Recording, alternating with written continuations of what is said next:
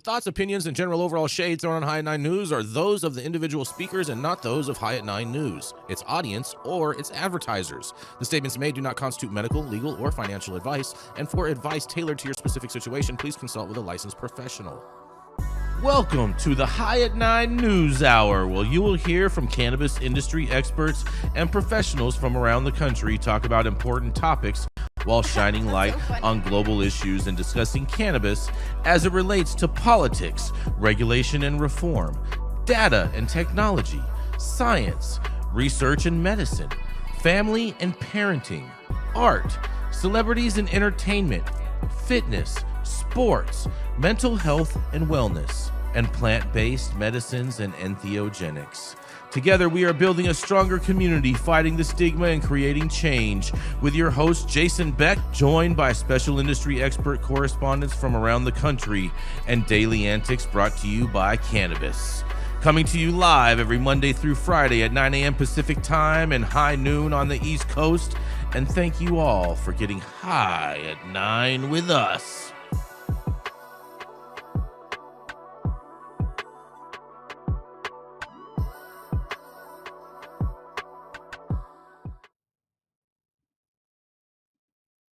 Good morning. It's Thursday. Oh, we still have this damn echo, y'all. What are we going to do about that? Good morning. It's Friday, December 12th.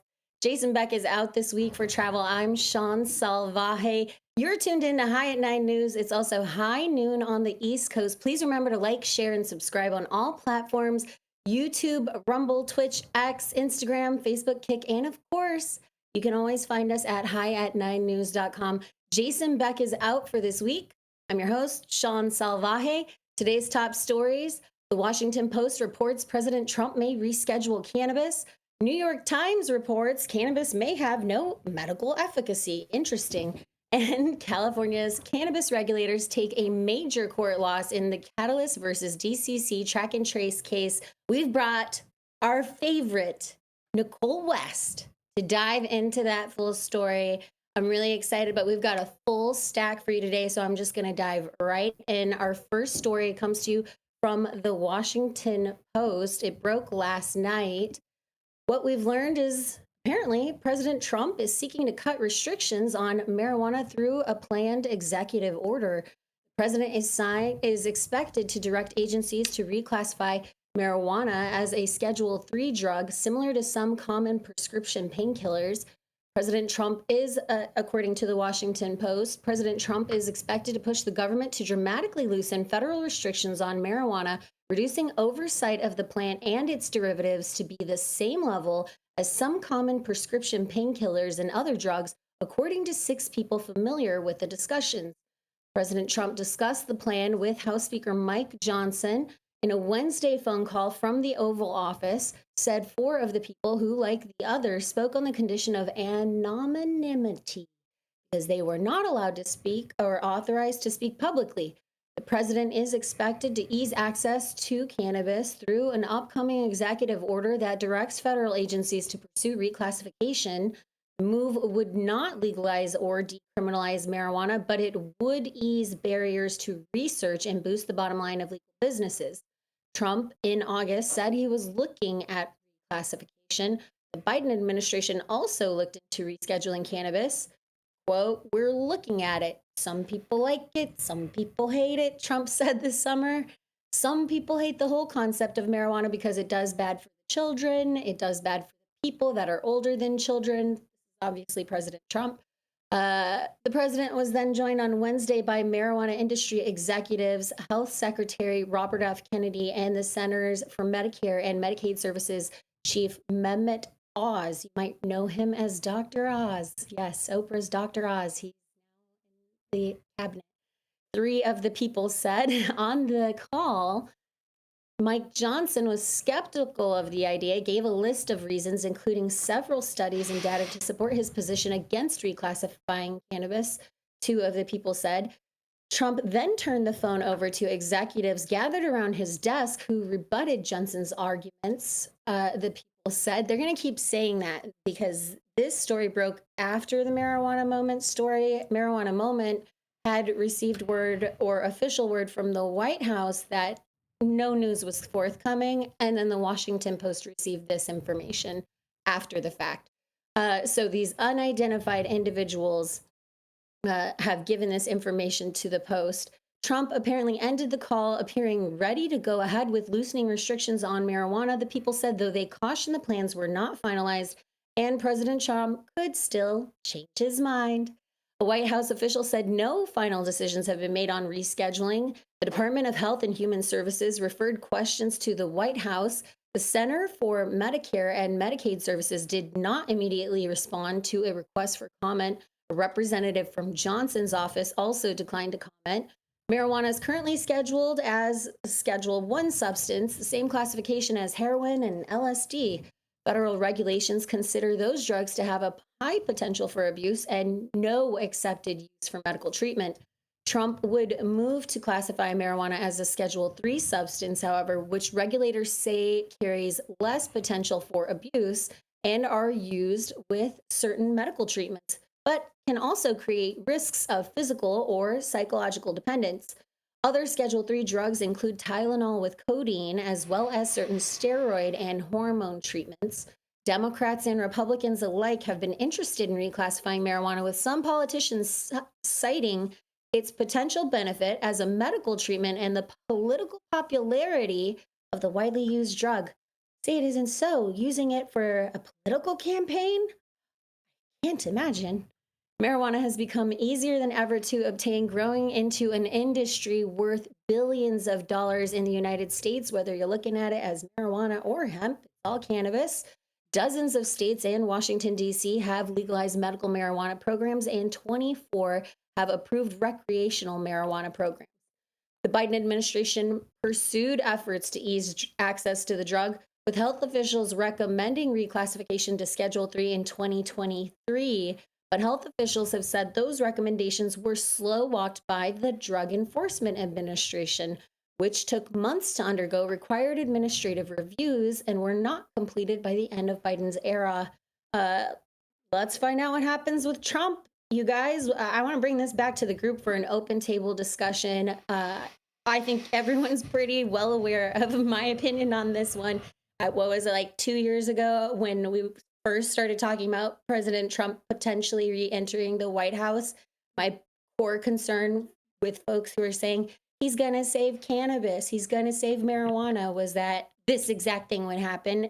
We'd ban hemp. So any state that has a hemp program where we don't have a marijuana program, that's out. We reschedule cannabis so we can capture it for all of our buddies and stick it to the big pharma guys who don't want involved. This is all a plan to line up money. Let's not forget, President Trump still really wants to push this Trump RX initiative in the background.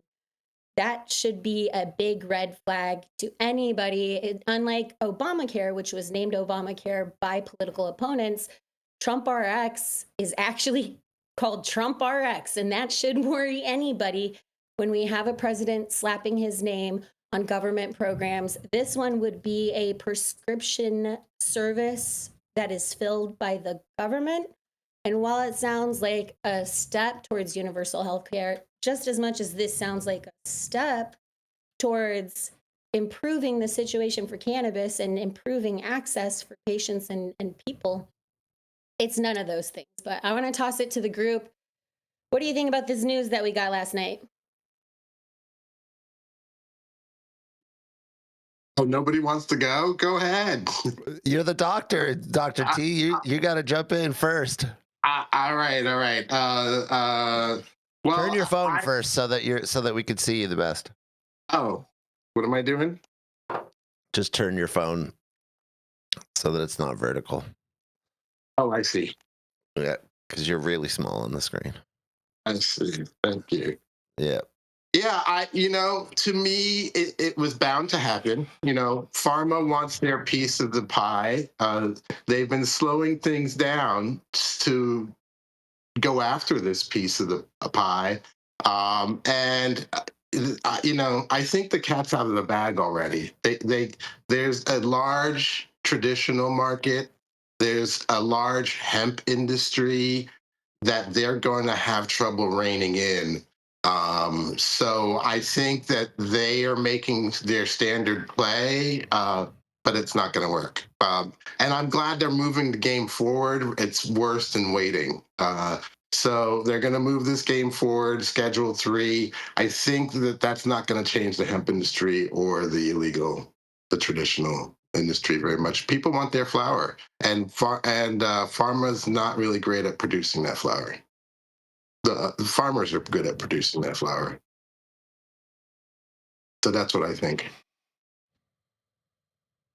Yeah, there's a few things. There's a few things here. But one is that it's the way this article's written is kind of interesting. It feels like the person that wrote it doesn't know anything. First of all, Trump can't just unilaterally make cannabis Schedule 3. It's not something that can be done by executive order. So we all know this. He can start the ball rolling. He can create an executive order that mandates that they start looking at this and that they put it on the front burner.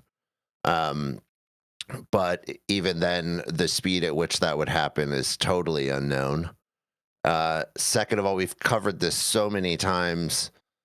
Moving to Schedule 3 would mean that cannabis would go into the pharmacy distribution model, and that every dispensary would be required to get a FDA license to distribute cannabis, and the likelihood of that even happening is super low. So it would change the game dramatically. The dispensary model would probably go out the window. It's already going out the window. I mean, I don't know. What's that? As far as, I mean, we were running state programs in all of these states with a federally illegal substance. And so these state laws, whether or not they go out the window, that's speculation. And there's not a single thing on anything that we've seen in paper or in writing that stands behind that. Okay. So a lot of people are a fear of that. And I do understand that fear. And I'm not saying the fear is not there and that it's not a possibility. It's more than speculation. It's a little more than speculation, because Schedule 3 drugs already exist.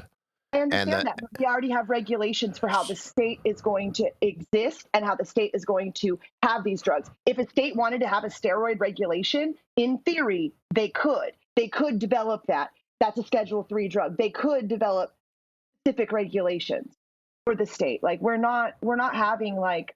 Oh, I would love to see the states fight and stand up and try to create their own regulations that are distinct. Some of the states will, because they're so heavily reliant, especially a place like California, on these tax dollars as well as these licensing fees. I think you'll see a lot of big states getting big money from the weed game right now stand up that they're not going to lose that money and have some sort of parallel and offer the ability to have medical weed at a medical rate. I don't think it's going to take away 280E like a lot of people think for the recreational world, because it will be medicine, right? The medicine will not have 280E. Fine, under your recommendation, under your doctor's prescription, whatever that might be. And it would still not be a prescription, correct, doctors? It would still be considered recreation under 3? Well, for a prescription to happen, you need to go through the FDA process and get it approved as the pharmaceutical. So, yeah, it would be a prescription in the end. It's a long process. The process can take 10, 20 years. So it's not a very, In other words, it's going to give plenty of time for the hemp industry, the illicit market, and even the regulated cannabis market to get their act together. But the regulated cannabis market is having a hard time here in California. Here's my concept, and this is low-lying fruit, right? This doesn't need new regulation or new anything. So all they would really need to do, and they can do this by executive order, actually not even executive order. I think all they would need would be a letter from RFK, Secretary of Health and Human Services, to carve cannabis out of Schedule 3. I think they can do that, right? So I think that's kind of like, that's like, Trump's Hail Mary. The real question is, well, first of all, Obama doesn't want him to do that. I've said it before. Moving a plant that people can grow themselves to Schedule 3 is absolutely fucking ridiculous and will fail all day long if patients need to rely on a doctor's prescription. Sorry, doc. to get Schedule 3 mids grown by an MSO at Walgreens. It just ain't going to happen, folks. God, The crap market is going to win all day long. But I think what they can do, Dr. T, tell me if this is right.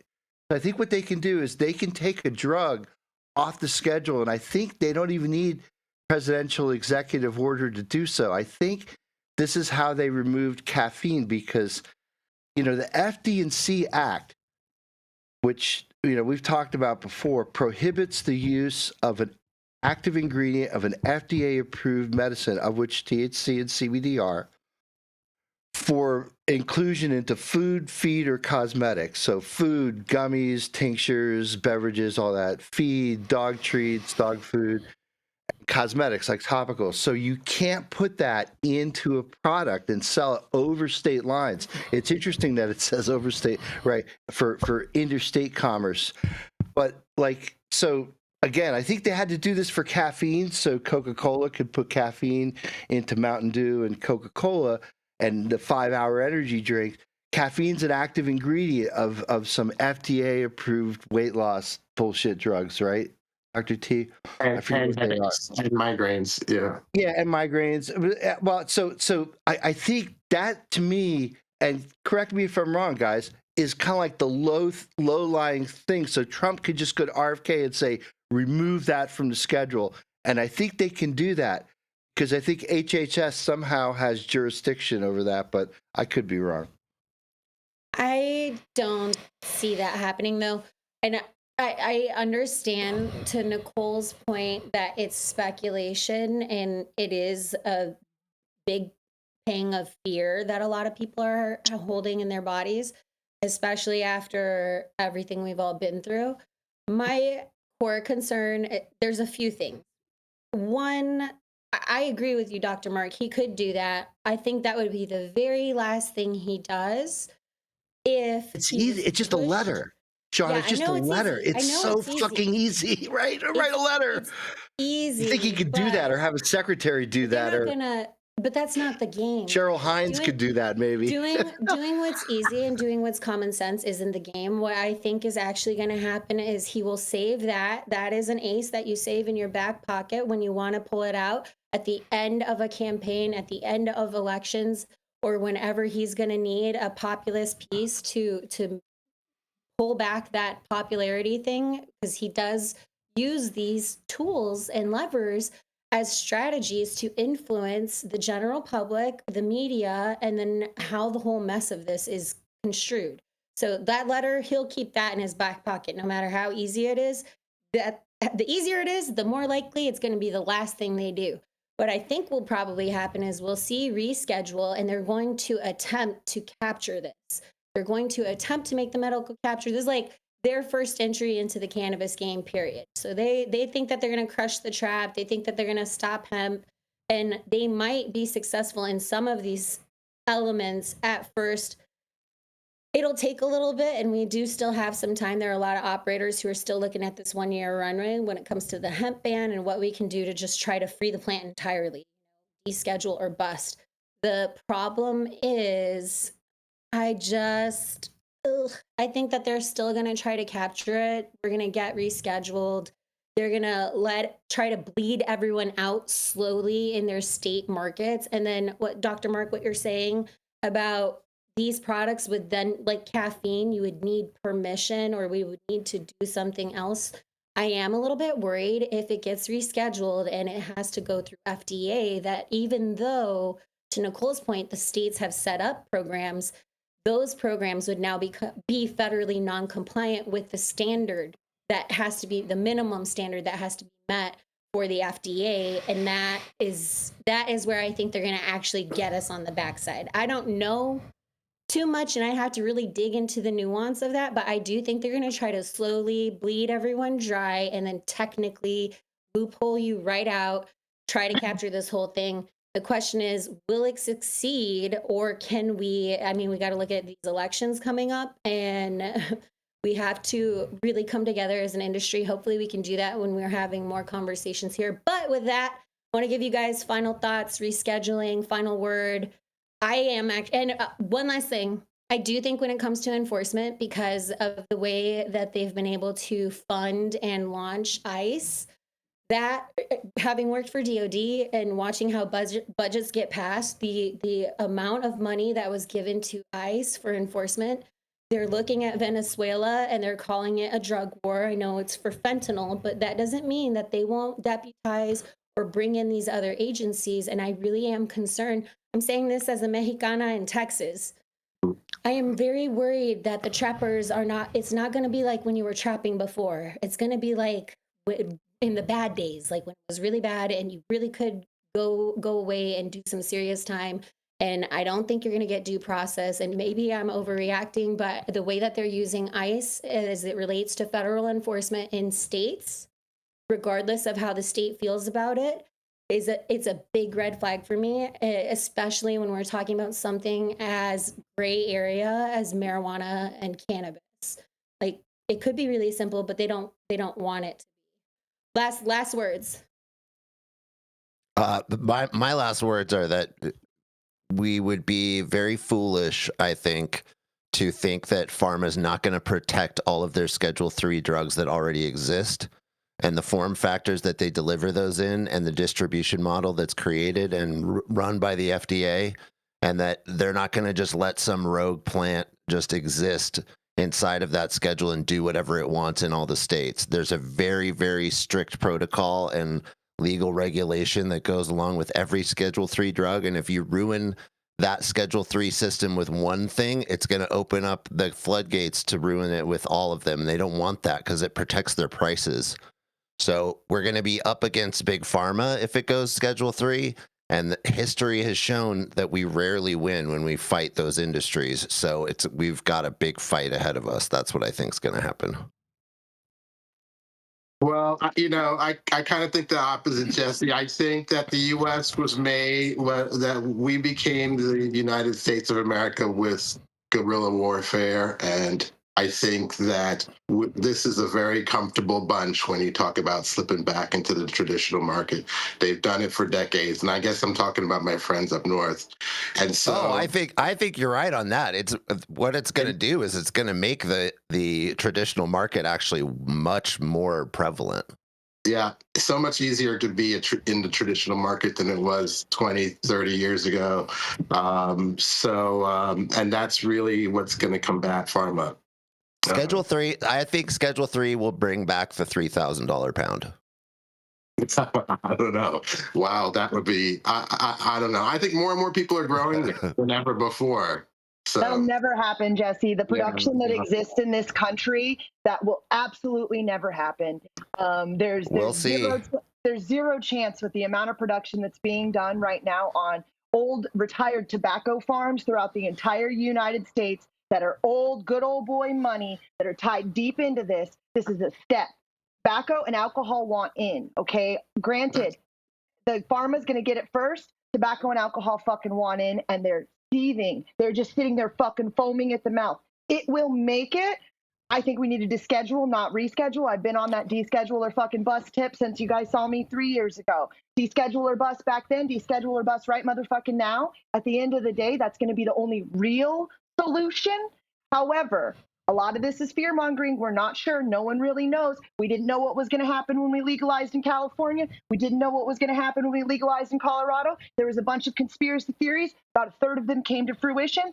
Most of them that did were based on the grubby money hands that were coming into your pockets. A lot of the other stuff is speculative. And I do know alcohol wants in, tobacco wants in. They've been positioning themselves for just as long as the pharmaceutical industry, and they're almost as powerful together as pharma is in the United States currently. So I think that there's a lot of lobby money coming from a lot of different directions. I don't think this is the final step for it. And to boot, I do believe when we talk about Schedule 3, I think we're going to talk about isolated compounds. I don't think we're going to Schedule 3 the plant. I think we're going to Schedule 3 isolated compounds. And that would make sense because that's how pharma works. Pharma isolates shit. They don't go selling plants. That's not what pharma does. That's like the woo-woo doctors that don't get any respect, the ones that actually deserve the respect, the ones that are telling you to take some fucking huckleberry or some lemongrass for your problems. Those Mullen for your lungs, yeah, smokers. Yes. I didn't know I was woo-woo. I love that about you. I love the woo-woo, and I love that idea that we can control and take care of ourselves with natural shit, not isolated compounds. And I think that's an important narrative, and that weed is getting tapped into by alcohol and tobacco so hard that the idea that it's stopping at pharma is not paying attention to the big picture. Exactly. I think Nicole's really captured it, and that's partially why we're looking at that 5 milligram proposal on the hemp side, because they are going to try to figure out how to mass distro, make their money the way they always have, let pharmaceutical take over Delta 8, Delta 10, and all of those cannabinoids, which I'm not for it. Although when you start fucking around with the cannabinoids and you don't know what you're doing, we talked about CHS being a burnout of possibly burning out your cannabinoids on these altered substances that we're not 100% sure how they interact with the body. So I hear you, Nicole. I think you're right. Dr. Mark, you got the last word before we go to commercial break. So beverages, this shouldn't be news to anyone. Beverages and gummies are food. Food produced by large companies and factories that need to be regulated by the Food and Drug Administration. Cannabis just represents an ingredient for big beverage, for example, just another fucking ingredient to take advantage of their huge canning facilities and their distribution chains and their supply chain, cold supply chain network to basically bring a functional ingredient that people want to market. You know, and it needs to happen. You're right. The genie's out of the bottle. The toothpaste is the toothpaste is out of the tube. We can't use that anymore because there's a guy on YouTube who figured out a way to put it back in. Although I think he's just running his video in reverse. But yeah, so I think big beverage. It's interesting the split in beverage, right? So Mitch McConnell and the distillers they don't want cannabis at all because every cannabis-based beverage is one less, shot of bourbon that they're selling. So, but the distributors, I think, are all into it, and I think the Minnesota model is not going away. And I don't know, Nicole. I mean, you've seen this huge thing in beverage. I don't think they could put beverage back in. Circle K, all those, 7-Elevens. I mean, once you're there. Unlike previous cannabis prohibitions wasn't trying to snuff out a $30 billion market. So let's face it. I think something's going to happen. I think they need to pull a legislative rabbit from the hat in this next year and change this, stupid appropriation Moscow Mitch put into the bill. And no one wanted to keep the government closed, right? So no one was going to lie down in front of that train. So of course, yeah, but yeah, I guess the distillers won this round, but maybe the battle's not over. That's the last words. Boom. Let's do it. Dr. Marks with the last word, and we're going to head into commercial break. Come back after because we got a juicy one.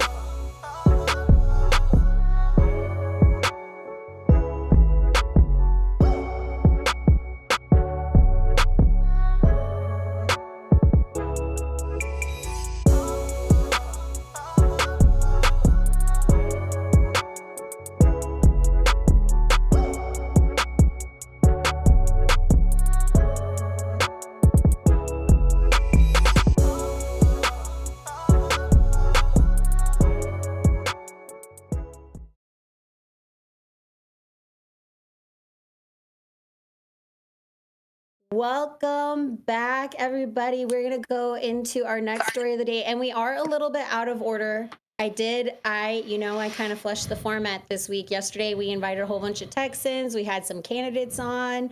The day before, it was all sorts of crazy. And today we have Nicole. We're actually going to go to Jesse Barney, with a story coming out of Texas, one I couldn't read myself because it's about Texas original, damn it.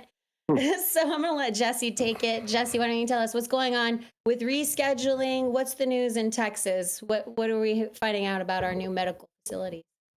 Well, here's the headline, Shaun. Texas' largest medical cannabis facility opens in Bastrop. Or Bastrop. You know how to pronounce that. I don't. Bastrop. You got it. All right. I'm American. I know how to pronounce American things. Okay. The largest medical cannabis facility in Texas is now open in Bastrop in a new 75,000 square foot facility. Texas Original, whom Shaun apparently does not like, a medical cannabis provider in the state, says their new headquarters in Bastrop expands production capacity and accelerates access for patients statewide. The new facility, an expansion from the provider's previous 7,700 square foot space, boasts the new hybrid greenhouse where the first sun-grown medical cannabis in Texas was recently harvested. Manufacturing and testing labs that support higher and faster output, enhanced packaging and delivery logistics that improve statewide access, and increased capacity for more patients. The Lone Star State's largest medical cannabis facility comes less than a year after the Texas legislature passed HB 46, expanding the conditions eligible for the state's medical marijuana program. This facility, in a quote, represents the future of medical cannabis in Texas, said Nico Richardson, CEO of Texas Original. Our expanded operations in Bastrop allow us to serve even more patients across the state and with the quality expected from Texas Original. As legislative changes under House Bill 46 create opportunities for more Texans to access medical cannabis, we're ready to meet that need. As the story ends. Well, I don't really know about Texas Original or what their how good their mids are. I'm expecting that they're probably pretty middy. But Shaun, you could speak to that, and I'll toss it back to everyone and see what they think.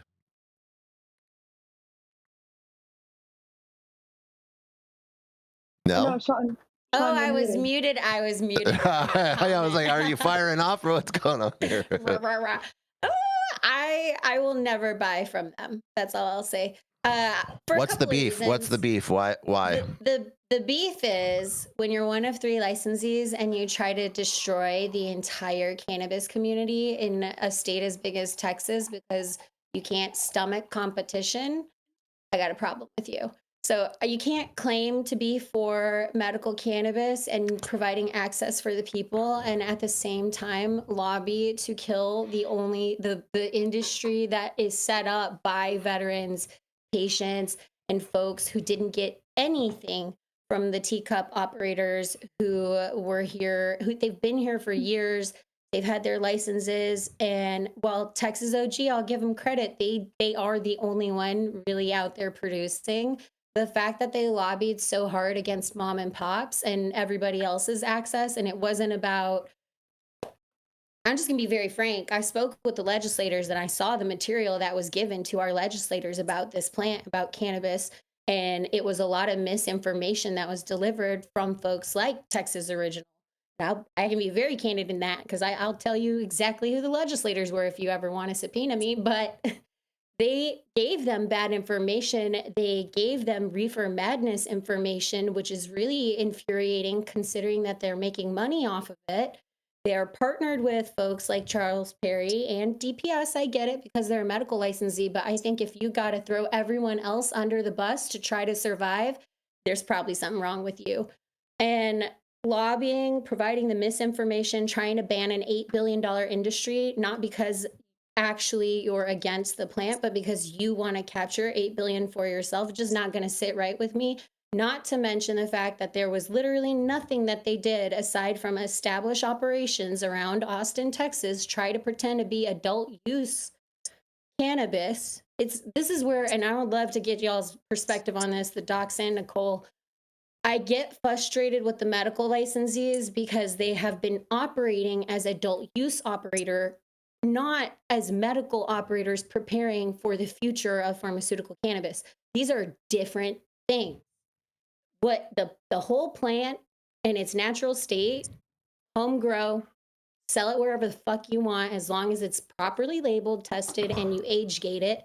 And if it's for medical purposes, it needs to be a level up. I don't want to see moldy weed. I don't want to see yeasty weed. I don't want to see radiated weed that failed in other places. I want to see you actually living up to a medical standard because you're supposed to be going into the medical space. That would be pharmaceutical, that, you know, and how we've conflated this, we've basically made these medical monopolies, these limited licenses, and they're not medical. This is not medical practice. It's bullshit. They give you a fake prescription online. You don't actually have to see a doctor. You could do it with a phone call. Then they send you off and you don't have to see a doctor again. That's not medicine. Welcome So if to the you're wonderful world of weed, Shaun. That is how the girl. cannabis industry started. And I just want to tell you, you sound like you're a decade behind the times, because that's how weed started in California. That's how we got where the fuck we are right now. Like, I love and appreciate every vision and beautiful Texas person you're standing behind, but legalize fucking real weed in your state like the rest of us had to get where the fuck we are right now. Well, we are doing that, but not doing it the same way. That medical reality is how we got here. There is no, and without putting it onto a classification, there's no medical standard for it to fall into, because we're still a Schedule 1 reality. So there is no medical. It's all a guise, and it's a fucking word that we used to get through policy so that people could show that it had value, right? There is medical value here, but medical programs in the United States of cannabis does not exist. Always been a recommendation. We've never had a prescription. There's like 7 prescriptions in the entire United States that exist, and like 2 people are still alive out of that fucking program that were getting their like 1,000 joints a month or whatever from some Mississippi garbage ass weed that was being grown in the 70s the same way 30 years later. So there's never been a prescription. Medical has never actually existed, except for those 9 to 10 people that were getting the boofiest boof that boofs ever existed in the entire world. And then to boot, to get to a place to say that somebody is lobbying against something so that they could get the $8 billion industry is, it's so microscopic of a thought process, because yes, you're right. I'm sure they want the money, and almost nothing is done in policy and in politics without some sort of financial win or gain on the other side. However, the hemp industry, the way that it is gotten with the way things are being sold and the way things are being manufactured is absolutely not what we want to represent this plant.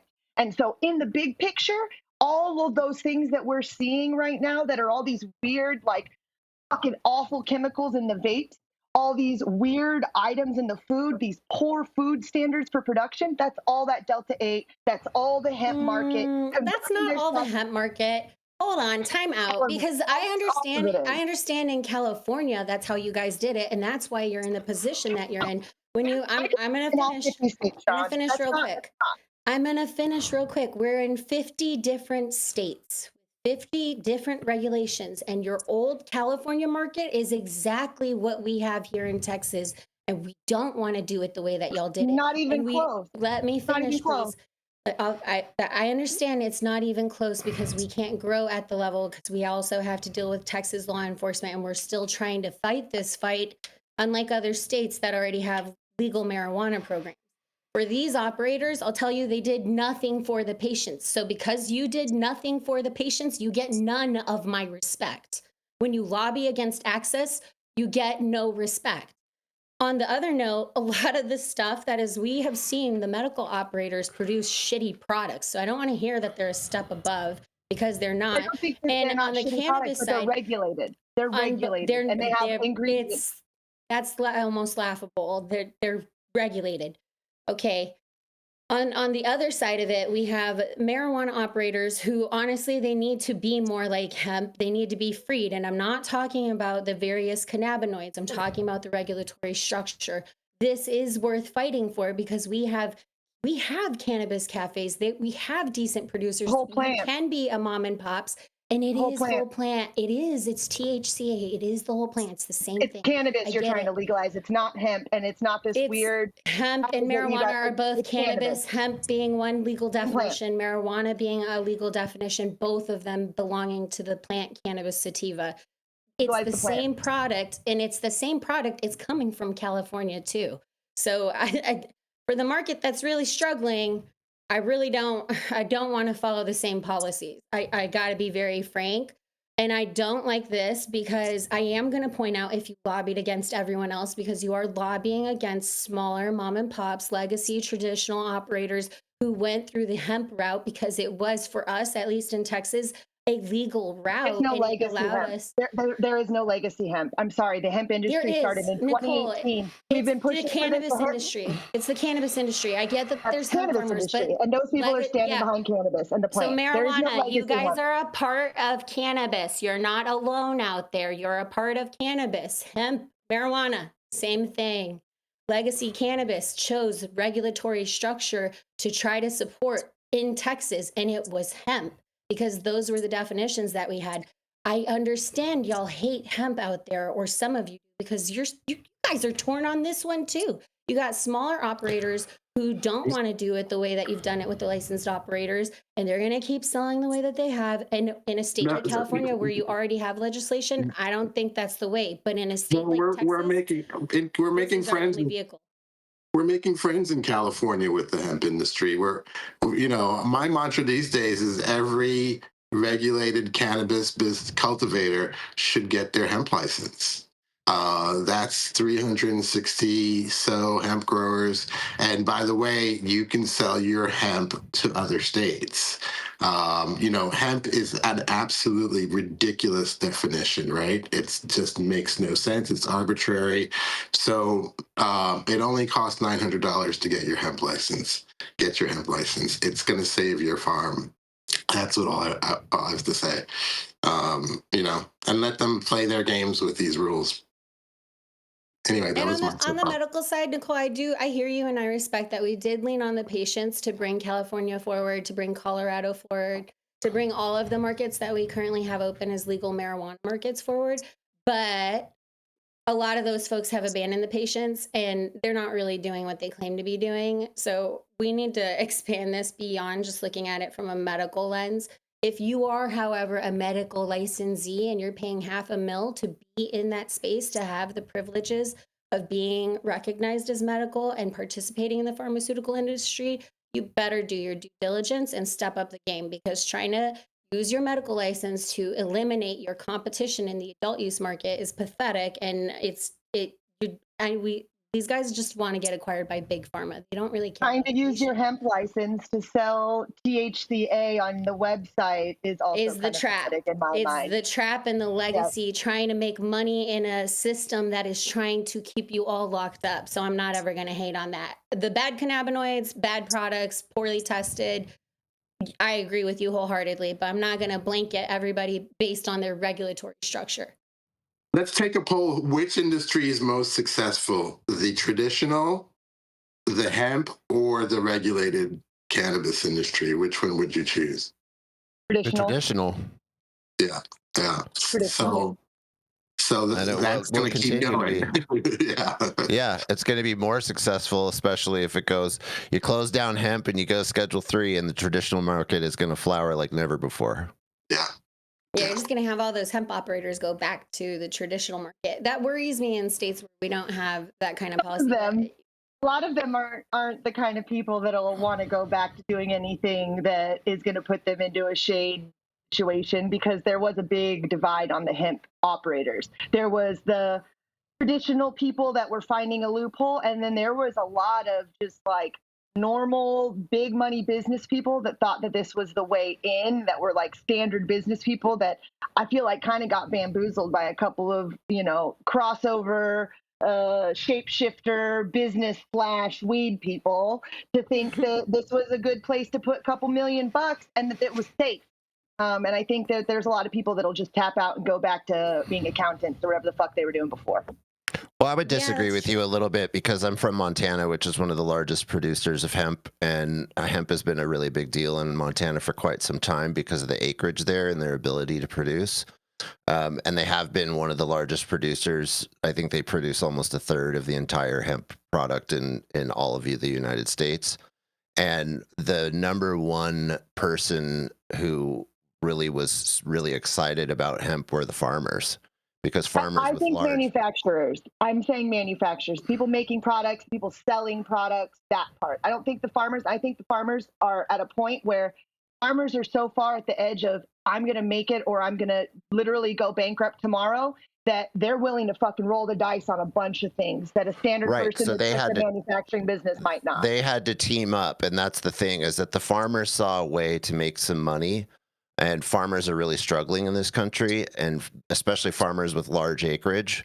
So when they saw the opportunity to grow 10,000 acres of hemp, and then are talked to by these people who are making extracts of whatever product they're making, they didn't care. They just saw a way to sell their hemp, right, and make some money and save their farms. So that's kind of what's going on. And it's unfortunately through the hemp ban, people are saying, well, they're not going to be able to shut down every smoke shop. They don't have to. There's not that many big farms that are actually growing most of the hemp. It would be pretty easy to shut them down. Yeah, I think there's only 3 in Northern California. I think there are assholes in marijuana, there are assholes in hemp, there are really good people in hemp, and there are really good people in marijuana. And overall, those of us who really care about cannabis are just trying to figure out the best regulatory route. So I don't like to sling a lot of mud at Cali. Y'all, my heart breaks for California. It could be something, and instead it's overregulated. This is why I went from cannabis industry to really fighting, because I was all about a few years ago, let's try to legalize Texas.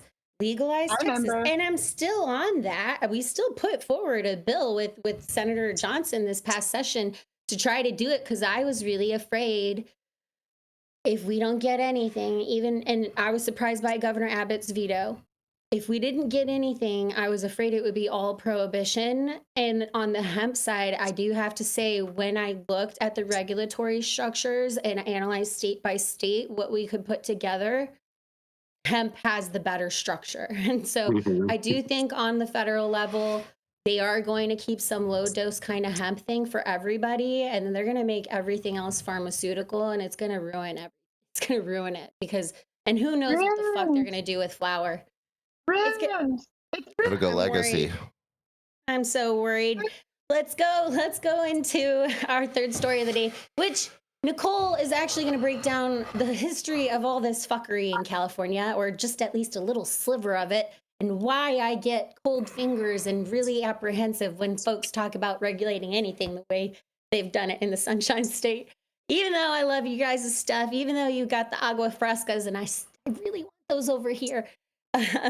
Nicole, tell us about what this showdown between Catalyst and the DCC. We've been waiting all week to get your analysis. You've got the scoop with a story from SFgate and a well-written analysis. I'm going to give you the mic.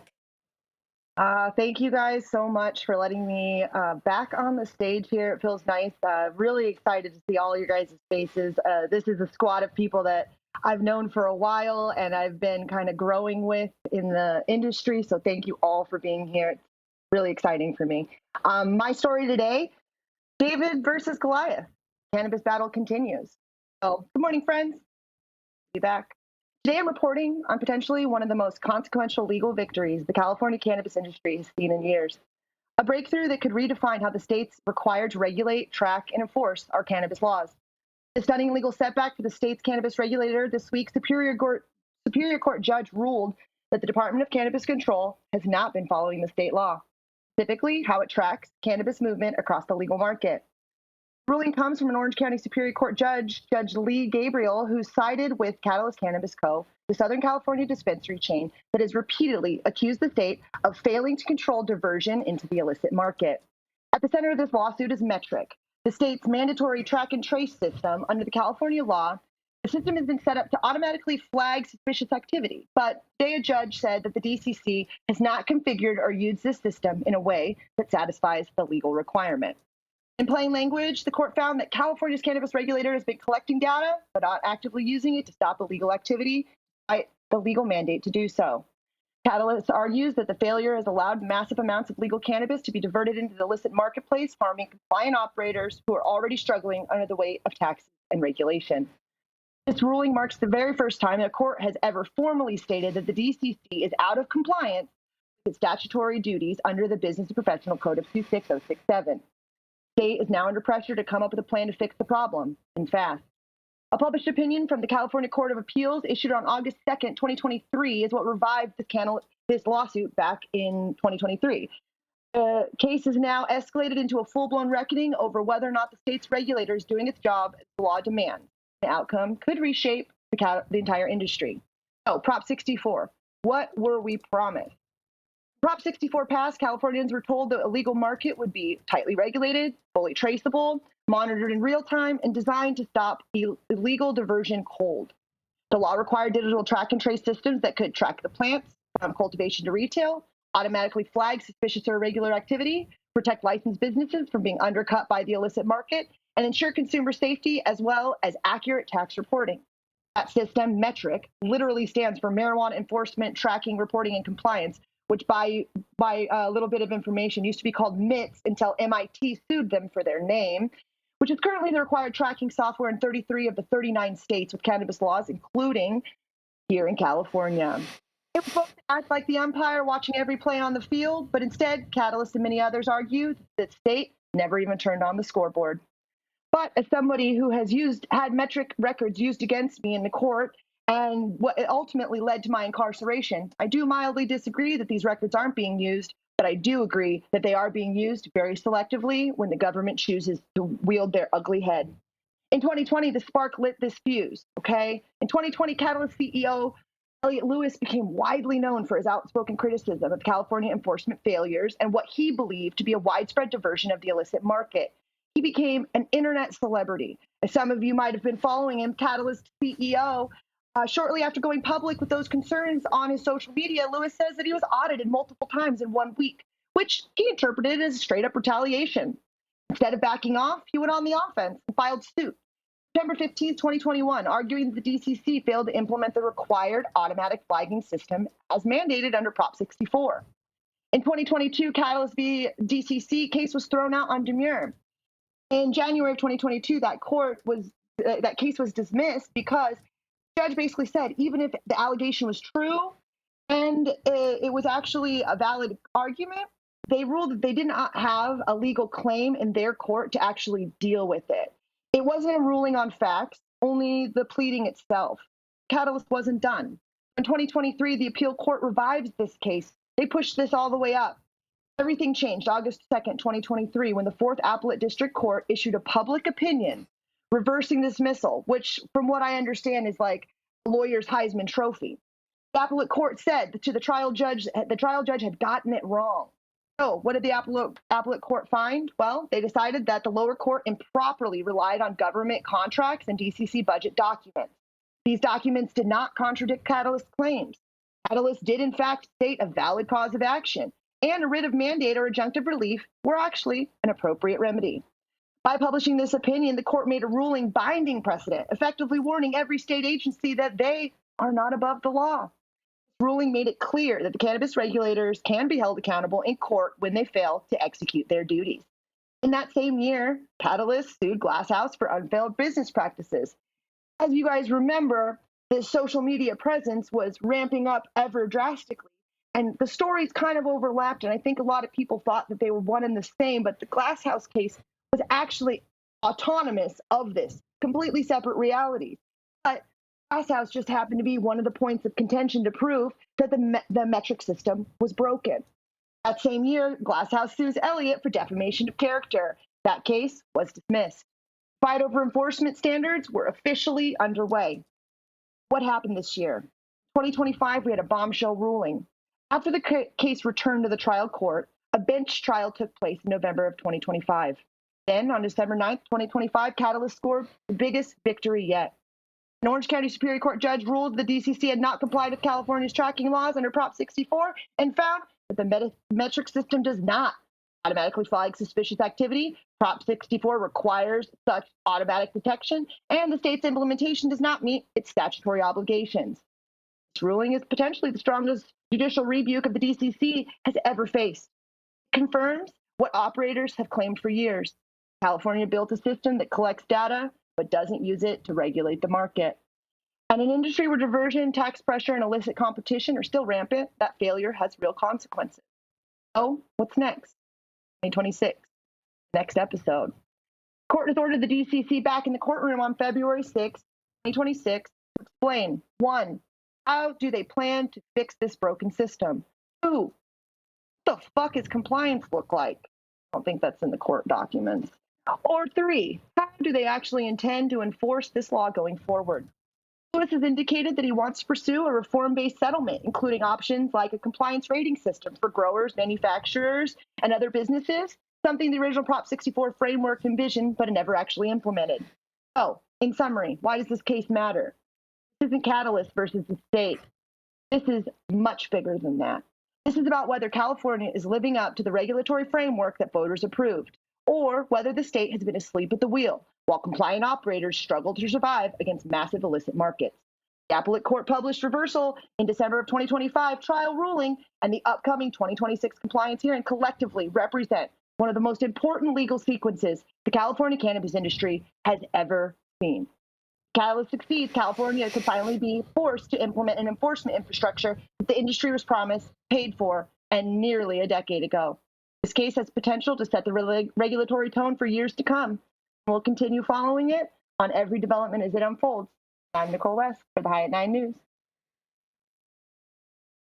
This story is so amazing, Nicole. I've been watching Elliot and applauding Elliot, as many of us have, cheering him on from the sidelines. Mm-hmm. And he is definitely one of our champions. And shout out to the Lewis family. Anna's in the comments. So really proud of those guys. It's really cool to watch. We've known for so long that there's so much corruption in California and the DCC and with their new name, they've had to rename how many times, and this is why, right? Because there's been corruption and we've known it. And it's become obvious even when Glass House recently was raided and had so many illegals and had children working on their farm, and you should lose your license for that, but they didn't. Mm. They just keep going on and doing business as usual. So it's good to see this, and I hope that the ripple effect from this, I hope, is really strong. I'm curious, and I'd love to get your guys' perspective. What I feel like this has much bigger implications beyond the California market, because so many metrics started. This is why I get all like about protect the hemp, stay away from us. It feels like a scary boogeyman. And like the new 9 licensees, it feels now we have Trulieve in Texas. We didn't have that before. I just watched all of y'all deal with them. Now I got to have them in my backyard. I'm worried. On this one, metric. Boy, do we talk about this. Oligarchy? No, Jesus, that's why I fight so hard. I'm literally the descendant of a lot of bullshit. And I know how Texas was founded, and I know where these borders came from. And my folks, we were here way before that, just like the plant cannabis. So I'm just like, God, you guys, it could be so simple. We don't need all of this shit. Metric is one of those lettered words that I scare the regulators with a little bit, and I don't want to talk too much about it with them. I don't want, because here's the deal. Once you get one government contractor in one state, they just ship it all across the United States. They take one contractor, oh, you're working in Cali, we'll bring you here, we'll bring you here, we'll bring you here. So if they're not doing this, and they're not in compliance, even with their own law, and they're supposed to be the big bad boys of the whole system. Uh-oh, we got all glitchy. If they're supposed to be the ones managing this, and we know that product has been falling off the back of a truck in states like Texas, yes, I will fully acknowledge that what would be illegal or perhaps not totally passable, there's a couple of things. Some of the legal products that are good are still leaving because there are people here who will buy them. Some of the legal products that were not good and would never pass are still making it over too across state lines. So this whole track and trace idea, this is why I'm like, you know what, let's just stick with hemp, because the fact that they always want from seed to sale, I don't know if this is doable. I don't know if it's actually functional. And then in every market where we have it, it isn't. And that's why I say, I don't know. It's not because I haven't seen the software or the systems. I've seen them. They're terrible. They don't do what they're supposed to do. They get paid tons of money to do it. We don't want any of it here. What do you guys think? Now I'll get to the fucking question because I went on a tangent. How do you think that this case will create a ripple for other operators in other states? I know diversion probably out of other states isn't as much of an issue, but the fact that this element of track and trace is so fucked, I'm hoping we could just get rid of a couple of rules that we have in place that are pretty arbitrary. But you guys are better experts at unfucking yourself in California than I am. 33 of the 39 states that require any type of tracking are currently required to utilize the metric system. So over half of our country in the way of tracking is already on metric. So full transparency, I've been using metric since the second day it was required in Colorado, which was the first state that had ever rolled out. So I've been using metric since day 2 of metric. I've used it now in 11 states actively. Kind of seen how it works differently in each state. Metric was built in Colorado for Colorado, company out of Florida, ironic, right? The software originally was developed for agriculture. That was its purpose. One of its original foundational realities is it was able to prove that in Hawaii, it's too expensive to grow pineapples. That's why pineapples are now in Thailand. That was one of the first agricultural wins for the metric system. It's a tracking for ag. That's how it started.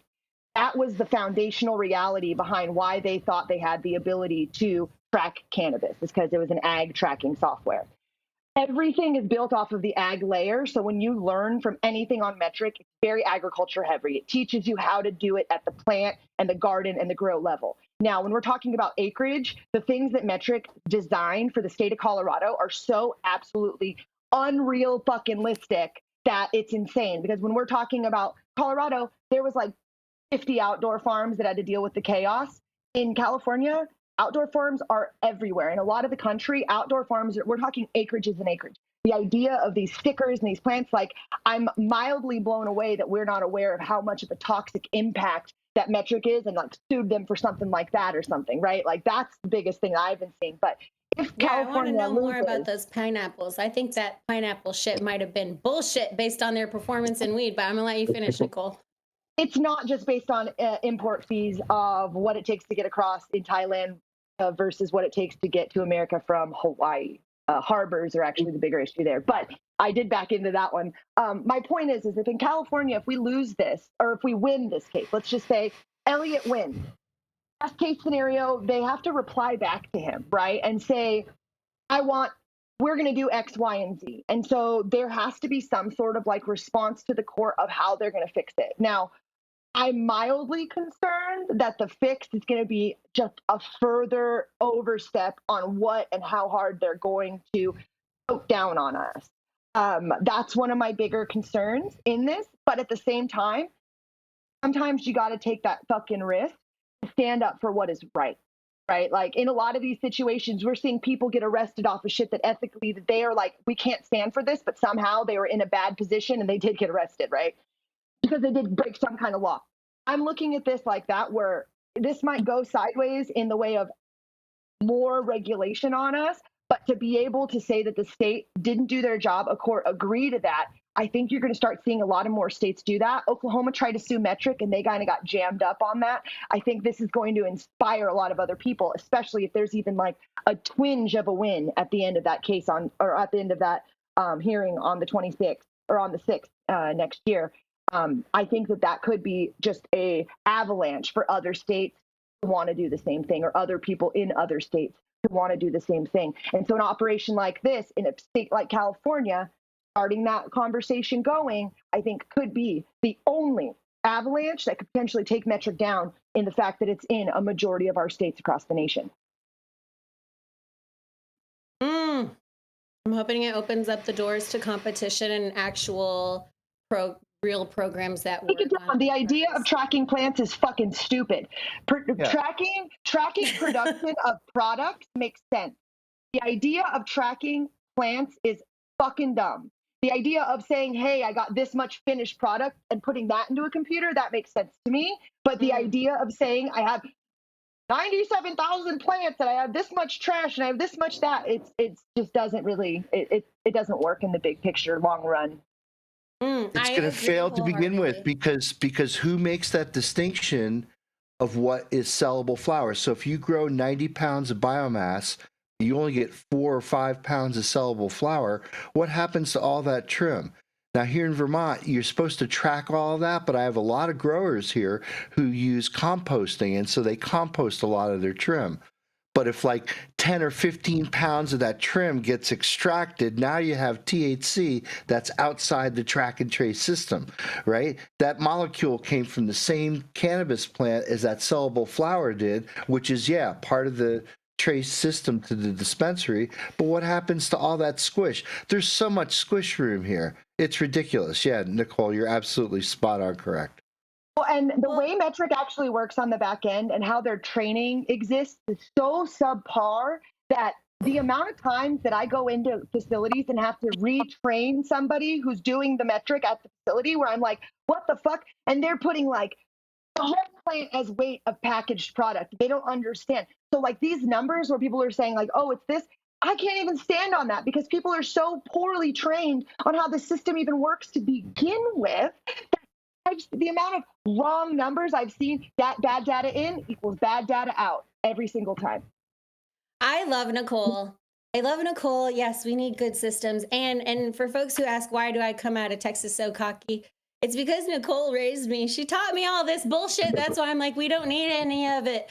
Just test, label, age gate, and test final product, guys. Make sure all the ingredients are good. We want that too, Shaun. So we got to fight together. I want that fucking too. So the idea that you get to be on your own little boat in your little Texas world, just proceed out of this fucking country or fight with us. Nicole, I am fighting with you guys. You guys, I get these accusations. I feel like y'all are mad that you're not out here with me. No, but we're mad that they're two separate things. We're mad that they're two separate things and that hemp is pushing that Texas has a lot of motherfucking people and a lot of motherfucking political power. And if you pushed with them, you'd be in a much better position. But you guys are pushing on your own little boat, like, let me roll all by myself.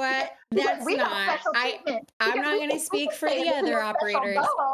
I know exactly what I pitched.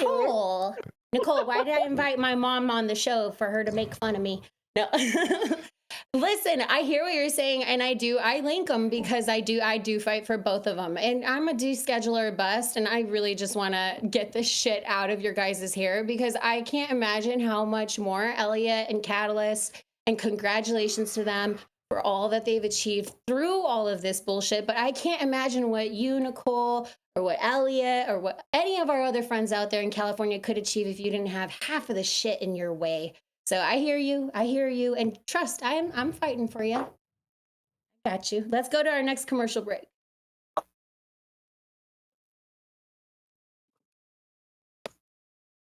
The control tower from Highly Educated has perfected the dab. Utilizing the concept of thin film evaporation, you can waste none of it and taste all of it. The micro texture of the SE pillar increases nucleation at elevated temperatures. And with the tower propelling at 2,600 RPMs, it's certainly the most efficient dab experience to date. The control tower from Highly Educated.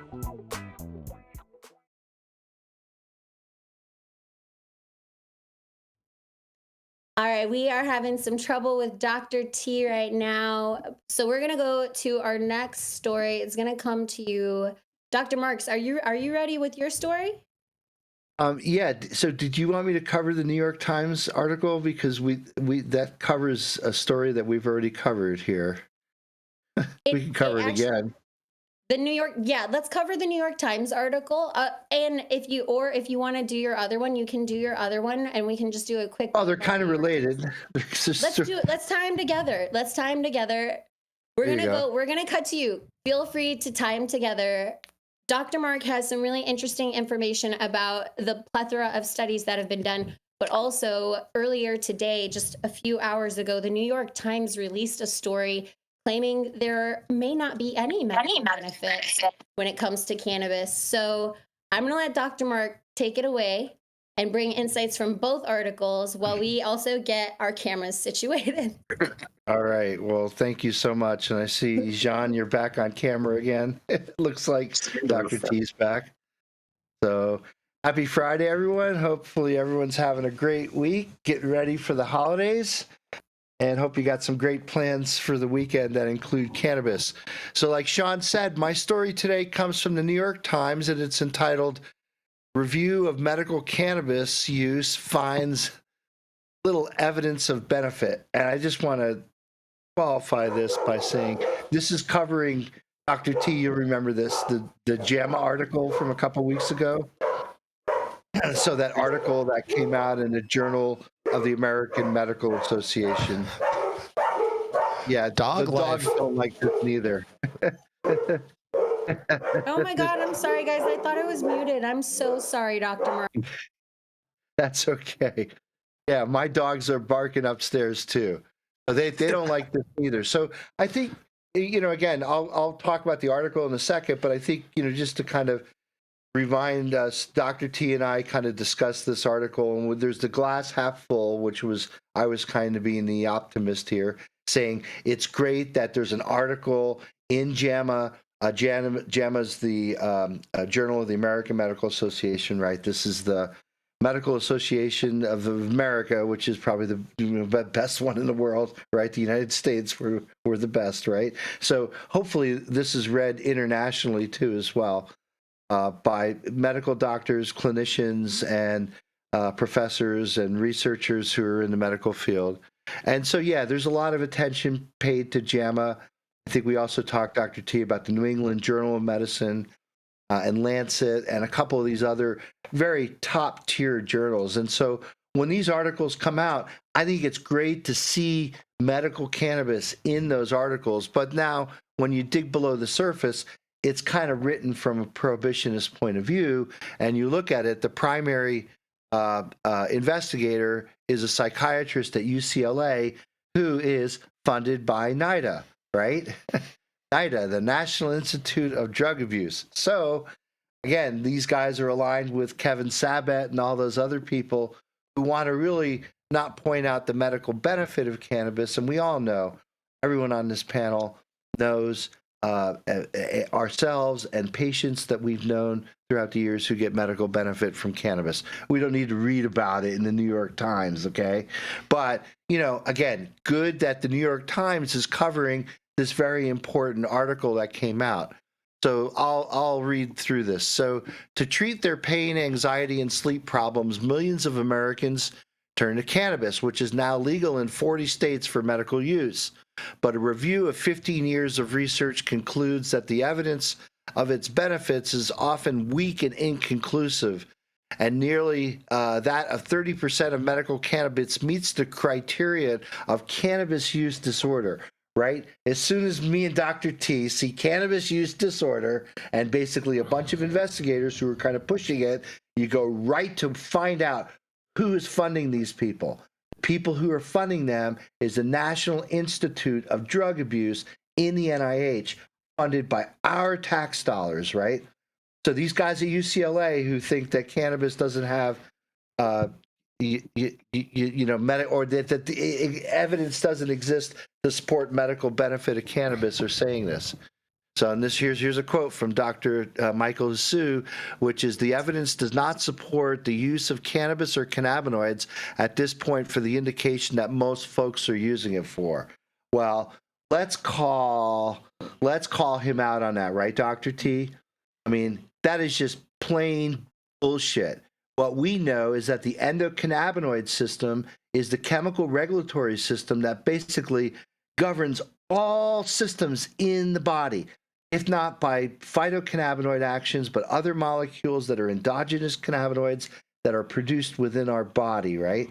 And things like Tylenol, right? Tylenol get converted into an endocannabinoid-like molecule, which then has its biological action. So this researcher at UCLA, who's probably highly paid and highly on the government dime, and who knows what RFK thinks of this guy, is basically saying that there's no evidence in the literature saying that cannabis has any medical use. Wait a second.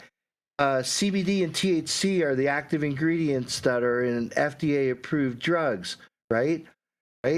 And the government's own patent showed that basically CBD and related cannabinoids are neuroprotective, right? So, it's kind of like there's a little bit of a doublespeak here that we need to unwind. So the analysis arrives from a mid of surging of acceptance and normalization of cannabis products. Well, that's probably in part thanks to the folks here on this panel, right? We've all done our little bit in trying to remove the stigma, right? So congratulations to us. For the review, addiction experts, okay, right away. Addiction experts, people who make a dime from people being addicted, okay? You think they got a dog in this fight? Huh?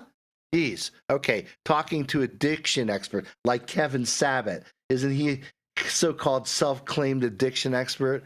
Or RFK himself? Okay, so for the review, addiction experts at academic medical centers across the country studied more than 2,500 clinical trials, guidelines, and surveys, mostly conducted in the United States and Canada.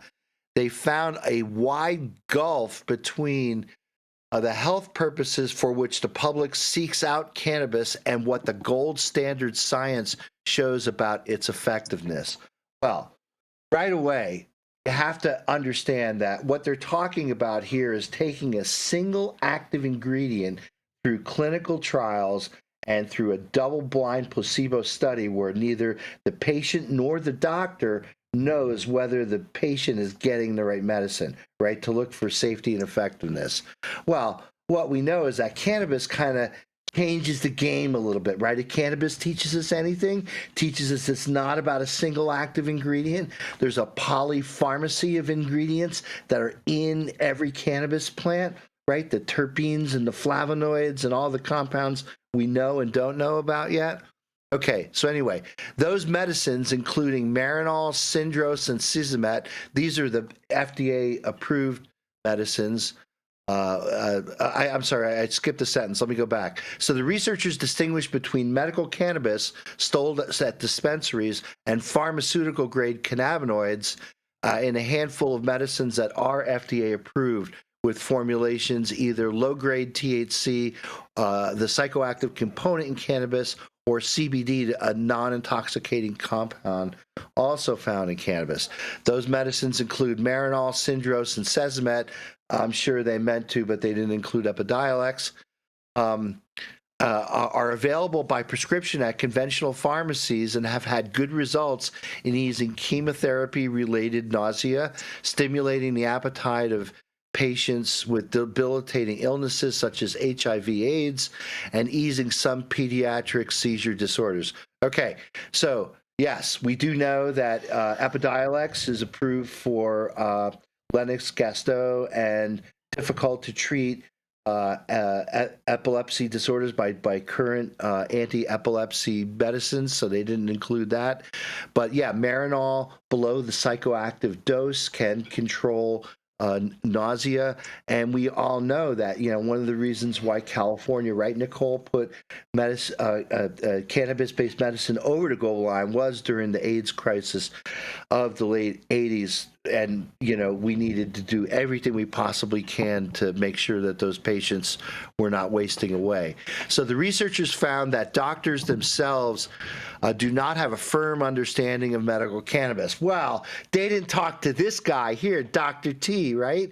They needed to talk to people like Dr. T and Bonnie Goldstein and Deb Kimless and all the other medical doctors that have embraced cannabis as a frontline medication in their practice. So so they reached out to doctors, but not the right doctors, right? They reached out to basically doctors who are drones of the pharmaceutical industry, who get basic kickbacks for fucking prescribing FDA-approved drugs. And if you want a list of them, just watch the evening news, because all the commercials are basically for FDA-approved drugs.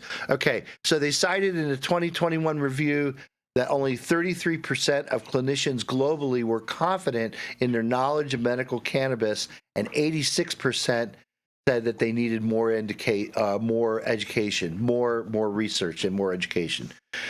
Pain is the leading reason why people are using medical cannabis, but the review found no evidence to indicate that cannabis could ease acute pain. Wait a second. There are, NIH-funded studies that show cannabinoids' impact on nociceptive and chronic pain and all kinds of different pains. Pains aren't all come in one flavor. So certainly there's usually different mechanisms, and endocannabinoids work on that. So I don't know where they get off saying that. They highlighted the analysis of 8 trials which found some formulations with a higher THC to CBD ratio that could ease pain, but it made no discernible impact on function. I don't exactly know what that means. Maybe that just meant it wasn't psychoactive, so they could actually treat pain without it being psychoactive. Even so, analysts felt like the quality of the investigations were needed before they can draw definitive conclusions. A desire to sleep is another popular reason why people turn to cannabis and cannabinoids. But the researchers found that sleep trials that had also produced weak or inconclusive results preclude many sleep organizations from making strong recommendations. Well, what we've already covered here on High at 9 News, maybe like about a year ago, Dr. T, is that there now is clinical results in humans that show that CBN at certain doses in certain patients is effective in promoting sleep. So again, not entirely accurate what they're saying here in the New York Times. Yet many daily users who inhale and ingest cannabis before bedtime attest to its success. Hey, I can attest to its success too. I take a 5-to-1 gummy. We're going to bed, and I have sleep apnea, so I need all the help I can get. Stay asleep. Usually I get 6 to 8 hours of uninterrupted REM sleep, so I know that it works. But Ryan Vandre, a Johns Hopkins professor who helps run Cannabis Science Lab and was not involved in the JAMA review, said that the return of insomnia can suggest something else, that a patient is in cannabis withdrawal. I do also, if I go dry and I don't use cannabis at all, will have bouts of insomnia. So I think that says that, yes, there is some sort of role that phytocannabinoid and phytocannabinoid consumption plays in the regulatory pathways in sleep. If they were to go back to not using cannabis for a month, they might find that their sleep improves. Again, I find that my sleep doesn't improve when I don't use cannabis. But never got to that 1 month because of 1 or 2 days of not sleeping. They convinced themselves that the only thing that's going to help them sleep is cannabis, so they get back on it. So I'm not going to cover any more of this. Again, we already covered this JAMA article. I think there's a lot of, again, speculation on some of the motivations of the researchers. But again, I just like seeing the fact that even for pain and insomnia and some of these other conditions, anxiety and whatnot, it's actually being put in front of doctors. And I don't know, Shaun, have you gotten any feedback from any doctors that you've talked to about this article since it came out about a month ago? No, I mean, I tend to surround myself with cannabis people, so I don't have a lot of conversations with non-cannabis people. There's a lot of skepticism in the medical world around cannabis. And this article just reminds us that not all studies are the same. That there are good studies and bad studies, just like there's good weed and bad weed, and judging, the appropriateness of whether they are really calling the data. Trust yourself. Real world is better than a modeled study about the real world. So if you're feeling less pain, then you're feeling less pain, and we have millions of Americans using cannabis who are feeling less pain. I trust them. Yeah, I mean, I find it interesting too that, again, in this article, again, they talked with doctors who say, well, we just don't know enough. We need more research. And this kind of feeds into, Shaun, my second article, which is that this comes from Normal, and it just is entitled, "The NIH database now includes 53,000 cannabis-related studies."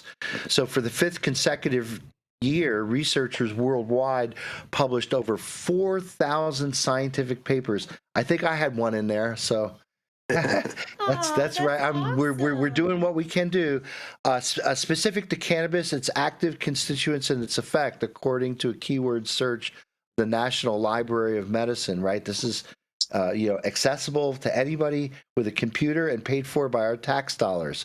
Despite the perception that marijuana has yet to be the subject of adequate scientific scrutiny, scientists' interest in studying cannabis has increased exponentially in the past decade, and our understanding of the plant and its active constituents, their mechanism of action, and their effects both on the user and upon society, NORML's Deputy Director Paul Armentano said, it's time for politicians and others to stop assessing cannabis through the lens of what we don't know and instead engaging evidence-based discussions about marijuana and marijuana reform policies that are all indicative of what we do know.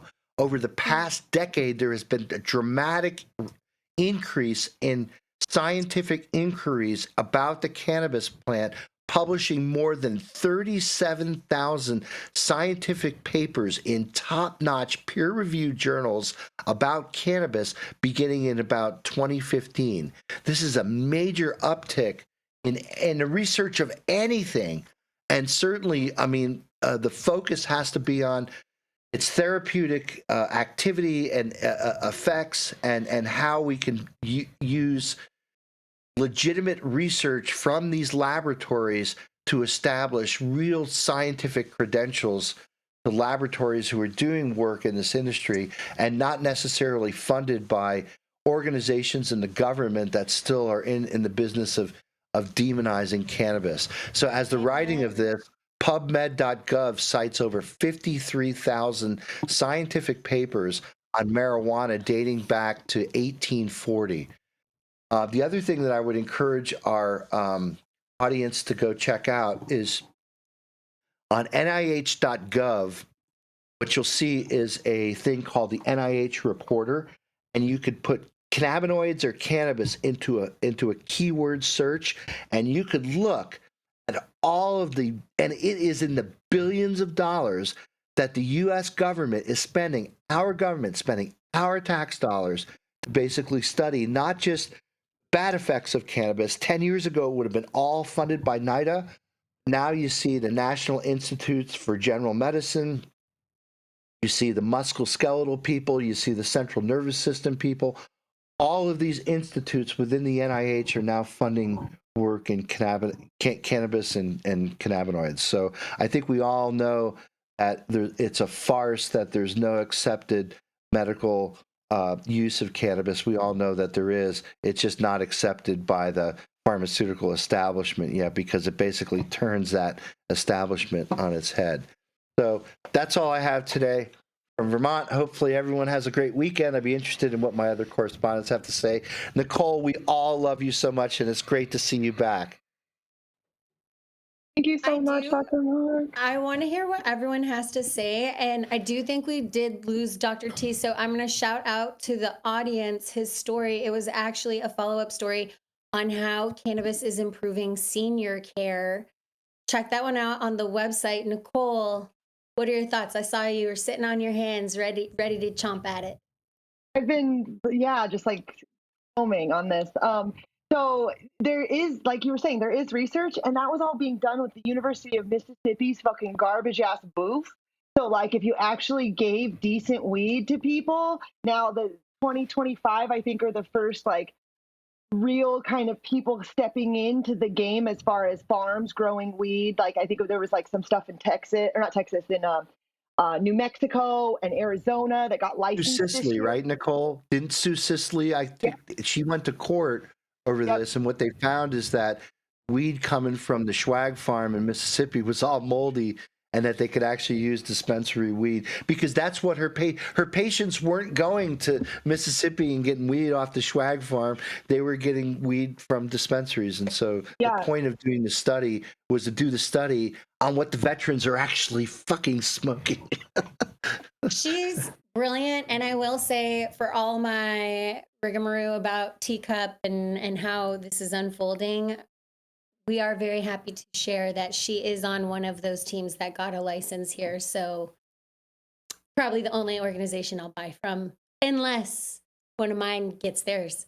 But yeah, you probably should study what folks are actually consuming, whether it's from the trap market in a bad quality kind of way or in a better quality kind of way. The problem is in the regulation itself, is that if they're getting national funding from either the NIH or the National Science Foundation or Petroleum Research Fund or any of these government entities, they have to have a Schedule I license, which then locks them into a supply chain with University of Mississippi. Now, I think there's like that's what 5 I was saying. other... No, that's what I was saying. This year, 5 different companies got their DEA approved. Right. They got their licenses, So right. There's real people that have been growing real weed that are now going to be a part of the weed coming to you, because I've seen a couple of these licenses and they're actually trying to grow decent weed. But all of that research was done off of the booth from Mississippi. Moving forward, we might have a chance to get some products that are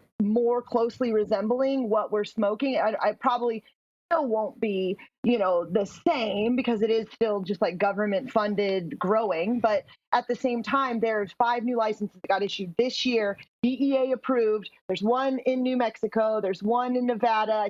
One in Florida, I think there's one in Oklahoma. They're all DEA approved, and there's actually a DEA approved manufacturer that just got approved here in California, in Irvine of all places, one of the few places that won't let you do nothing else with weed, which I thought was really interesting. They'll let you test it, and they'll let you grow it for the government, and that's about it. But there are 5 so in the future, I think we might have a little bit more opportunity, and I hope that it'll help Sue's efforts, because he's going to be a part of making sure that products are being grown like that.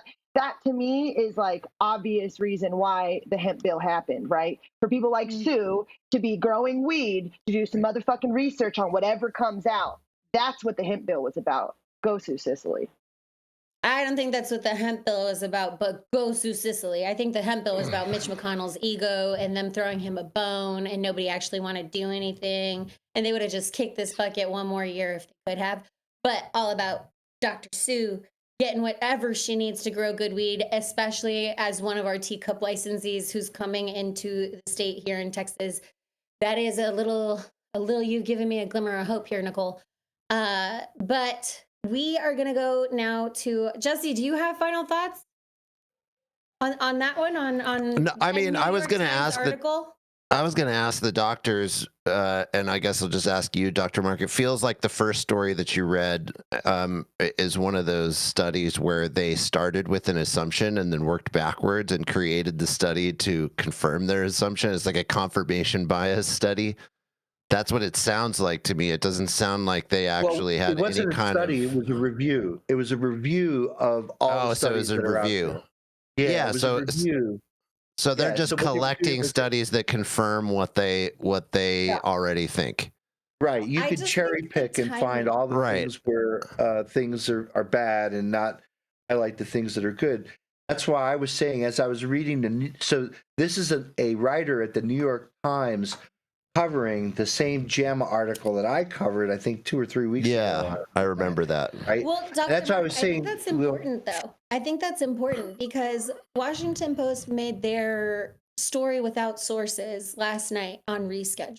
And then this morning, and understanding how digital goes, then this morning we get New York Times publishing something about medical efficacy. And I'm trying to understand who's behind this right now and what strings are they pulling? Because this is just not normal PR, or it's not normal journalism. The JAMA article is about a month old, so the New York Times is kind of probably late in the review of something they should have had out in a couple weeks ago when this came out. So I covered this, I want to say 2 weeks ago, Jesse. Yeah, it was 2 or 3 weeks ago. T about it, and I think Dr. T's opinion was that this is written from a prohibitionist point of view, that they want to point out everything that's wrong, that this isn't something that is going to win doctors over to, oh, I should prescribe, cannabis instead of opiates for pain, But I think that like the point I think that I wanted to bring up is several things that the New York Times guy says in his article is spot on in fucking correct. That's why here at High at 9 News, they got me to basically point out that this guy in the New York Times is incorrect because he doesn't know what the fuck he's talking about. And again, I think the most important thing, Shaun, that I would say is the fact that doctors are talking about it. And now some doctors might like talk to Dr. T and people who are using cannabis in their practice. And let's face it, if you have a patient in your office today and they're complaining of pain, that doctor has a decision. Gee, maybe I should have them try cannabis before prescribing an opiate. An opiate is going to put them down a certain you got to make sure that these things aren't addictive and all that kind of crap. Well, why don't you just, give the lesser of the two evils, which in this case is cannabis. And if cannabis works, they'll never need to go to the opiate to begin with. But now Big Pharma's not making money. Some dispensary down the road's making money. And is that doctor going to lose his reputation in the community because he's sending someone to a dispensary and not a pharmacy? I don't know. Well, I think that's what's so interesting about this timing of this article. And I love that you pointed out the news from JAMA is 2 weeks old. So it tells me, as just prior journalist and then worked with the government in PR strategy, what New York Times, who is influenced? Why did you time this article, especially after what the Washington Post released? This is just interesting. It just may be a coincidence. It really may be, right? Yeah, or it's someone wants it there and it has influence and is influencing, which I think is also a strong possibility because at the end of the day, there's a lot of money invested. But let's get to our last story of the day. And I do want to shout out Beard Bros Media because this one's coming from them. Y'all love this one. It'll bring us back full circle on Ain't Nothing Changed. That's right. And that's exactly what this one is. Ain't But nothing the gate code. changed. A Michigan judge denies bid to halt new cannabis tax. Michigan's legal cannabis industry is facing a significant challenge after a judge denied a request to block a new 24% wholesale tax set to take effect on January 1st.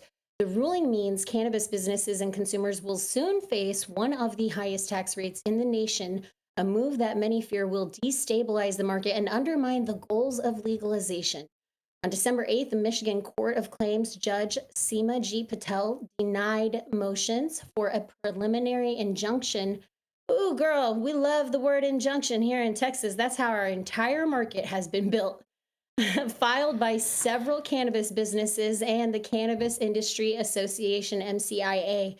The lawsuit sought to stop the implementation of the tax, which was passed as part of the Comprehensive Road Funding Tax Act. The plaintiffs argued the new tax is unconstitutional. It's an unconstitutional amendment to the state voter-approved marijuana legalization law. Pretty sure no one in Michigan wants to pay a 24% tax rate.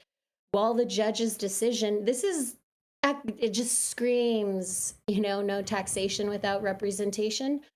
While the judge's decision allows the tax to proceed for now, the legal battle is far from over. The court noted unresolved questions about whether the tax hike violates the original intent of voters who legalized cannabis in 2018. The case will now move to trial, putting the future of Michigan's cannabis industry market in jeopardy. The court ruling and the industry's argument, the basis of this legal challenge is focused on how Michigan's recreational cannabis market was established. In 2018, voters passed the Michigan Regulation and Taxation of Marijuana, that is marijuana with an H, Act. I'm sorry, I just can't help it. Some of these old prohibition words, I got to be a little snarky. Marijuana Act, a citizen-led initiative that set a 10% retail excise tax. According to the state's constitution, any amendment to a voter-initiated law requires a 3/4 supermajority in the legislature. The CRFTA, which introduced the new 24% wholesale tax, did not meet this threshold. Cannabis industry advocates have argued that the new tax is a form of legislative gamemanship designed to circumvent the will of the voters. Feel you on that one.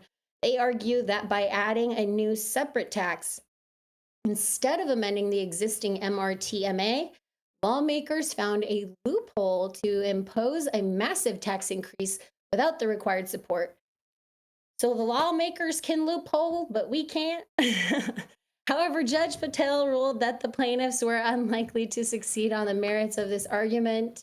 She noted that the CRFTA does not technically change the wording of the original voter initiative.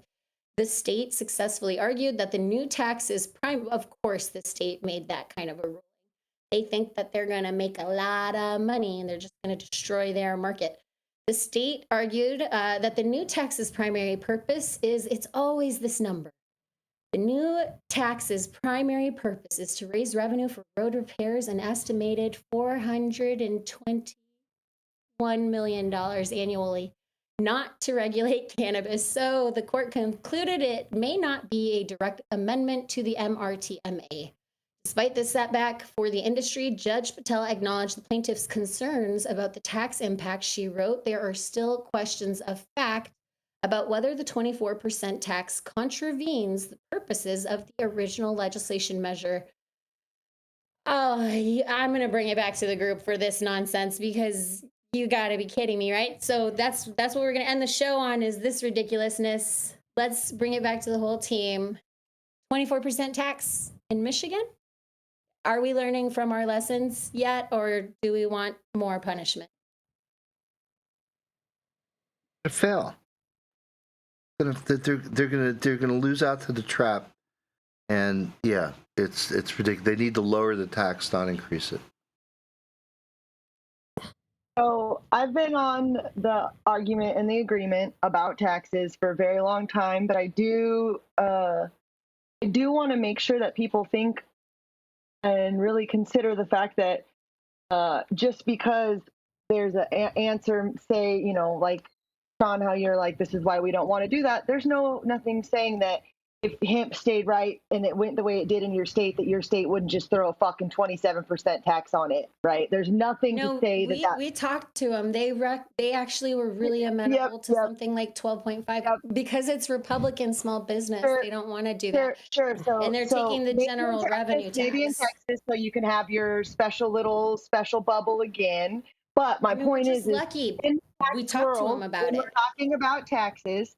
We look at things like alcohol, tobacco, those sorts of things. And when we're trying to have an adult use conversation, right, we're trying to say that this is just consumed by the adults for the sake of the adults, right? Like not on the medical tip. I'm saying just like smoke it because you want to smoke, because you're an adult, do whatever the fuck you want to do with your body, right? The idea that we're at a different tax rate than tobacco or alcohol is a misnomer because people aren't paying attention to every place that these industries are in fact being taxed. Tobacco still taxed on cigarettes on the per stick, right? Like there's still like a per cigarette tax on a cigarette. Like there's a lot of compounding taxes. Now, that's the reason why I do think it's important that we maintain and push towards always having a medical reality for cannabis. And it's also one of the only pieces that gets me to kind of feel like Schedule 3 might have something in the way of not being taxed because it would be treated like medicine, right? Actually treated like medicine in that situation. That's the only glimmer. I have no other glimmer of hope in that Schedule 3 except for potentially people who need to be able to use their insurance or whatever, right? Like that conversation is the only conversation that I feel like might feel a little bit better. But you know, it's not outside of the guise of what most of the other states are. There's not a lot of states in cannabis, regulated cannabis, that aren't at a similar tax rate currently. There's a couple of states that have done a little bit better for themselves on their second go around, but like not many, you know, and so it's not outside of what is and was expected as far as how much success we get when we fight the government on money from their pocket.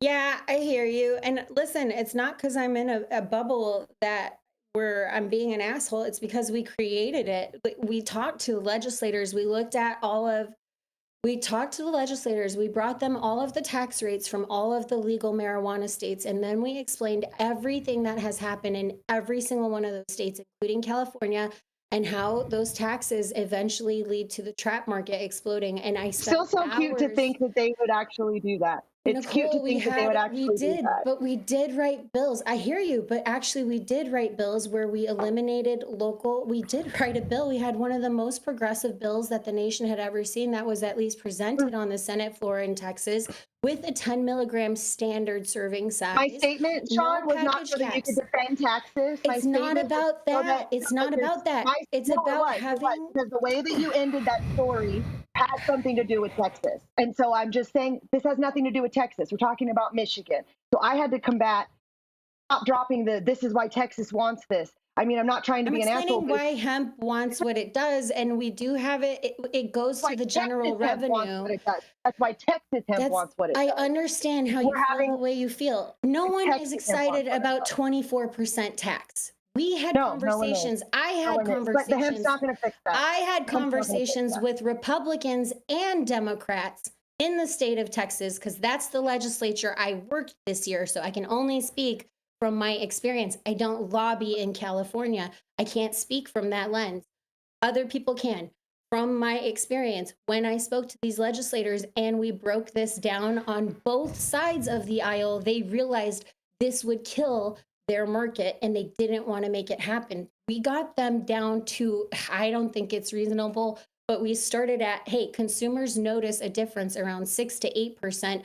Of course, they were landing more on 12.5, and that's where we were getting 12.5, not 24 on both sides. So I'm going to say what I'm going to say because I'm going to speak from my experience and what I learned from legislators in Texas this year.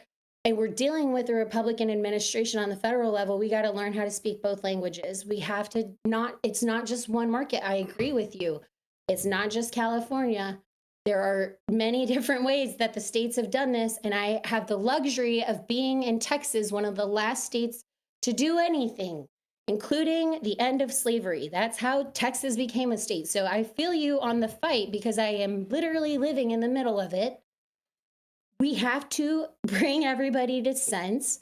And I can only speak from my experience and I paint the full picture beyond a singular market. That's it. Yes, but that's not a legitimate reason to try to say that that's why Michigan, but we all get to be snarky, and I get to be snarky like everybody else. Yeah, but it's not going to change. Jesse, my love, Jesse, anything on the taxes, 24%. Nicole, I love you anyway. I love you. We're going to just be like this. It's better than when Jenny Beth was yelling at me, frankly. I'll be honest. Unfortunately, cannabis often gets regulated, not legalized, by selling this concept of taxing it. And the government loves, whether they're Democrats or Republicans, they love any stream of income that they can get. And once it happens, you can't put the toothpaste back in the tube, as Dr. Mark likes to say. So that's happening all over the place. It's happening in Michigan. If this fully goes through, they're not going to be able to unroll it because that money is going to come through. And unfortunately, it probably will kill a lot of the businesses, and it will proliferate the trap, which is just how it's going. It seems like nationwide. I mean, I keep saying this, is that regulation is not the same as legalization. In fact, it's just prohibition 2.0, and it makes the trap proliferate, which is what we want to end, because we don't want cannabis next to not prostitution, but sex trafficking and other things that are so bad. And that's where it ends up when you push it into the trap, is that it ends up in everything else that's on that market. So we want to remove that, and the states and the feds just seem to want to keep making it worse. And this is part of that, especially a 24% tax. Dr. Mark, what do you think? Yeah, I mean, again, I think that the regulated market needs everything in their quiver to win people over, and I think increasing taxes is just the opposite. I know Michigan. My in-laws are from Michigan. I did all my colleging in Michigan. I know Michigan really well. Know the market really well. There's been producers in that state been growing fire forever. You're just not going to get people into the dispensary if you're increasing the taxes. That's just bottom line. Bam. And before we sign off for the day, we are going to give our special guest, who I am delighted to have brought here today. Even when we disagree, there is nothing but love in my heart for this woman. Nicole West, can you send us off into the weekend with your best words of advice? It's Friday. Tell the industry's all over the place. We're up, we're down. The government is yanking us around. Best words of advice for anybody out there. My best words of advice is, if you're not ready to figure out how to pivot on a dime at any moment in this business, you're not in the right business, because we don't have a framework, we don't have a for dummies book, we don't even have an idea of what the right answer is half the time. If you're not ready to research and be willing to pivot, you're going to get eaten alive. Ooh, yes. Word. Nicole is telling no lies. No lies. Thank you for joining us today for this special episode with the one and only Nicole West. Thank you, Jesse, Barney. Thank you, Dr. Mark, and Dr. T, even though he had to leave. We went a bit over time, but it was well worth it. And thank you for getting high at 9 with us every Monday through Friday at 9 a.m. PST and high noon on the East Coast. Big shout out to our audience and supporters for tuning in daily. You guys were hot in the comments today. Thank you. Don't forget to smash that like button and subscribe. We'll be back next week with Jason Beck. Thank you for tuning in daily and listening to the insanity that is the developing cannabis industry. Huge shout out and thank you to Catalyst for keeping the lights on. And thank you to our correspondents for being absolutely fucking amazing. Thank you to Cannabis Sativa L for giving us a reason to do this every day. And thank you to Cloud Media Partners, Elias and Gabriel. I love to keep you on your toes somewhere out there in the metaverse. Thank you all for tuning in and getting high at 9 with us. We are America's #1 daily cannabis news show.